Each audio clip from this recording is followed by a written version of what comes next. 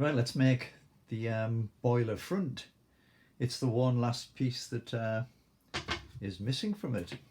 And when you look, we just forgot about it. The front of the boiler, it looks a lot better if we can actually cover that up. But we don't want to create like a square shape like this, which looks more suitable for the footplate and the firebox. We want it to be part rounded and part straight.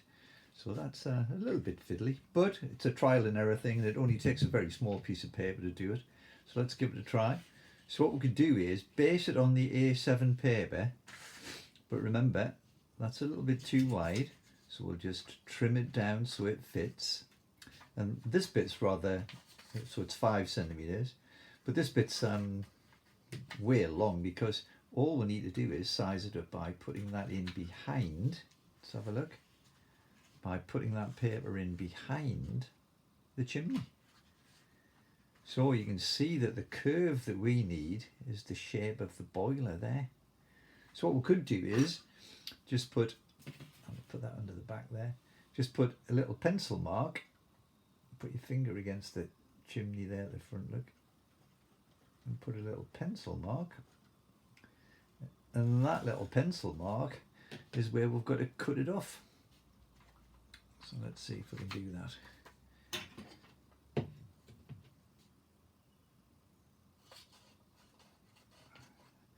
Now let's not mix it up here. And then what we want to do is we want to fold that. Let's see which one it was.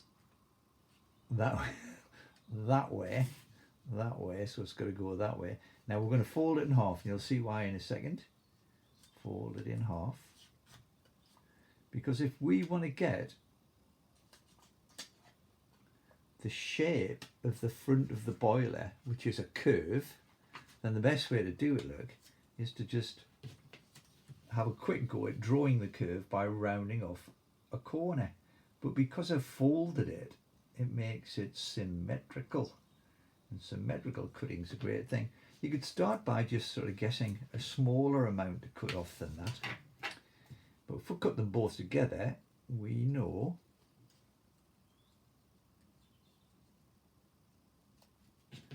when we open them out, it's going to be the same both sides, like that. So let's see if that works. So it's a trial and error thing where you give it a few goes and you see what fits. Let's have a look. Turn that round from the front. Now, if anything, I mean, it looks okay. Perhaps it's a little bit big, but to be honest, I'd be happy with that as the front of the boiler. It needs something to make it look a bit more decorative though, doesn't it? Now, normally in a modern logo, you'd have a great number across there, the number of the engine, but you wouldn't see it in this case because Stephenson's rocket chimney is in the way. So we could simply make it look more like it was made of the wooden planks, but this time you'd see the end of the wooden planks, like this sort of thing. So the planks would sort of go around the boiler like that. Now again, we can colour it. We can make it look really good. We could also make it look like it's got all of those metal bolts in it holding it, couldn't we? So there's those metal bolts, and the bolts could go all the way around like that. And again, if we make it look nice, sort of contrasting dark colours and light colours as well, so a very bright sort of yellowy for the planks, which match up the planks in the boiler, and then that'll look fabulous and it'll all look part of it. So when we go to fit it on, how we're going to stop it dropping off? Well, let's remember the chimney's there keeping it in, but it would be great if we could actually put a tiny bit of sticky tape on it. Now again, double-sided tape's the best, so if we can get a really small piece and then curl it, there it goes. We could just glue stick it, you know, but sticky tape's easier to take off actually if you get it wrong. So let's see, have we got that right? Yeah, the sticky tape looks as like it's in the wrong place, but of course that's going to slot behind the chimney and therefore stick onto the chimney. So why don't we, look, make a bit of a gap first by just bending that a bit. There it goes. Pop that in. Get it in position. There we go. Give it a gentle push. And there it is. So there's the boiler front in position there. I think a bit of colour on that though. That's what's missing from this model. So we're just about finished.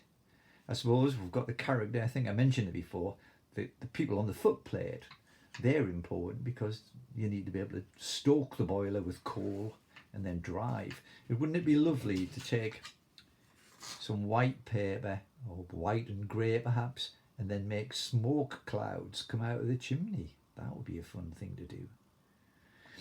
What else is missing? The name of the engine. Now you don't have to call it Rocket.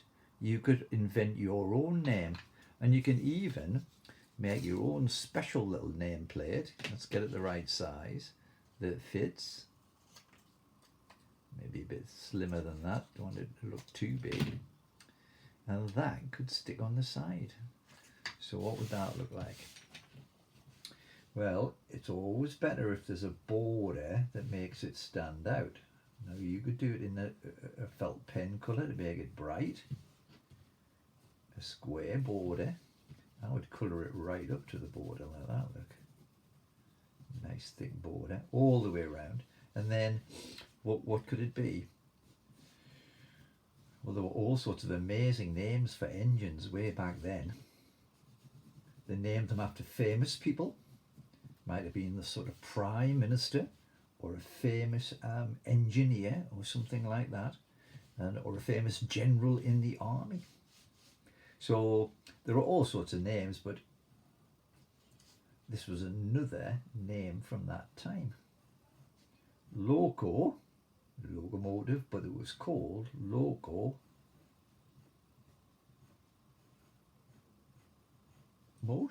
Locomotion, which is a fabulous name, isn't it? Maybe you can invent your own name for it. There he goes on the side. And the more of these lovely little touches you add, the more impressive it looks and the more sort of in keeping with the design of the times looks.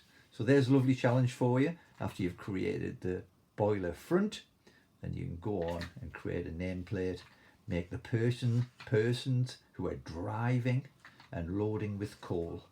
And they used to have folks with flags at the front, so they would be on the track waving the flag saying the train's coming, so make a person with flag. There are all sorts of possibilities. Fab.